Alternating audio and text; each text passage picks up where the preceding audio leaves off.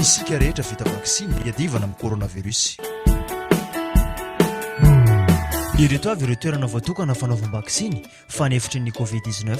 Ho antsika tao amin'ny faritra Analanjirofo, ho an'ny distrika ny Fenirivest, infirmerie gendarmerie, hôpital kely, hôpital be, ho an'ny distrika ny Sainte-Marie, trano-pokon'olona Ambodifotatra, CSP urbaine Ambodifotatra, CSP de Lonkitsy, CSP de Ambatorao ary ny CSP de Voilava, ho an'ny distrika ny Vavatenina, CSPU Vavatenina ary ny Palais de la Culture, ho an'ny distrika ny Maroantsetra, CSP de urbain Maroantsetra, CHRD de Maroantsetra ary ny PSD Maroantsetra, ho an'ny distrika ny Soandrany Vongo, CHRD1 Vavatenina, CSPU Vavatenina, ho an'ny distrika ny Mananara Nord, CHRD de Mananara Nord, gendarmerie Mananara Nord ary ny CSPU Mananara Nord.